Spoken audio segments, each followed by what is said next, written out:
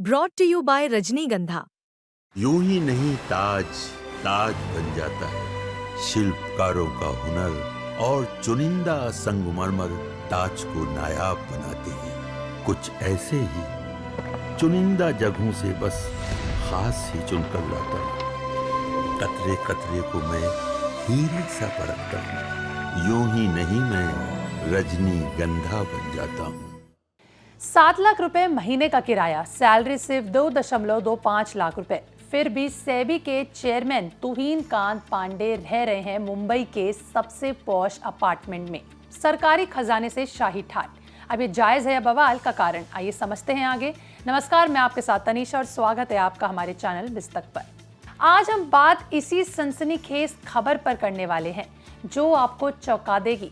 लेकिन खबर में आगे बढ़ने से पहले आपको पहले बता दें कि सेबी आखिर क्या है। सेबी यानी कि securities and exchange board of India Bharat के शेयर मार्केट का सबसे बड़ा रेगुलेटर है। ये इन्वेस्टर्स को प्रोटेक्ट करता है, मार्केट को स्टेबल रखता है और कंपनियों पर नजर बनाए रखता है ताकि आपके साथ कोई भी तरीके की धोखाधड़ी ना हो पाए।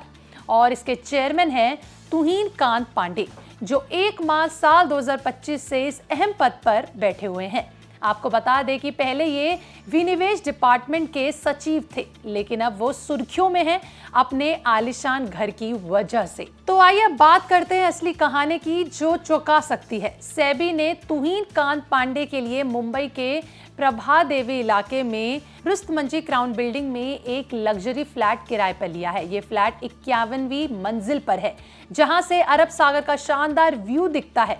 5 बेडरूम मौजूद हैं, 3000 स्क्वायर फीट कारपेट एरिया है और 4 कार पार्किंग स्पेस मौजूद हैं। और किराया है हर महीने 7 लाख रुपए तक का, यानी सालाना 84 लाख रुपीस तक।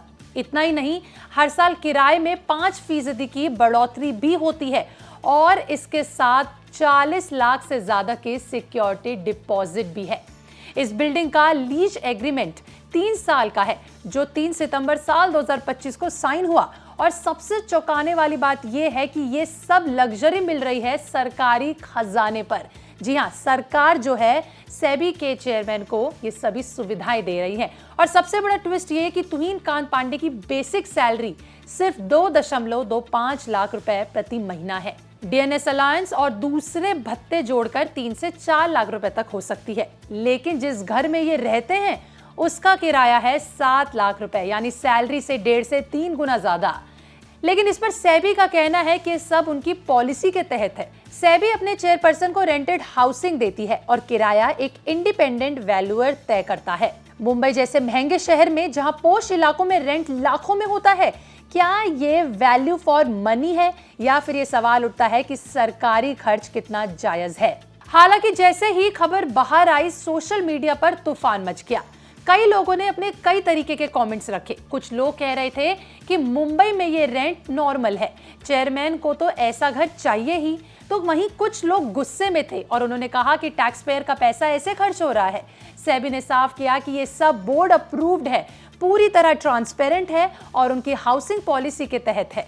अगर चेयरमैन प्राइवेट फ्लैट लेते हैं तो सिर्फ 10% सैलरी का HRA मिलता है, जो मुंबई जैसे शहर में नाकाफी है। लेकिन सवाल बरकरार है, क्या इतना किराया जायज है या ये लग्जरी की हद है।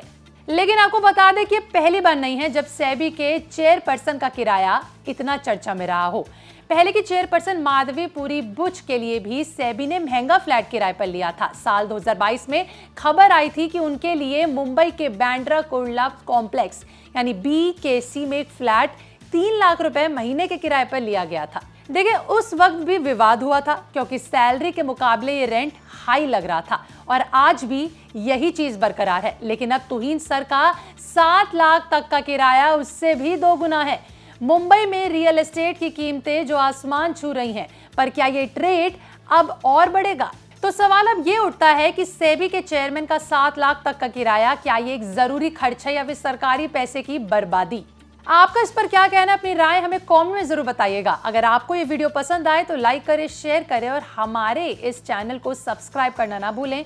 और आप जो भी अपनी राय रखते हैं कमेंट में लिख के जरूर बताएं और फॉलो करें बिस्तक को।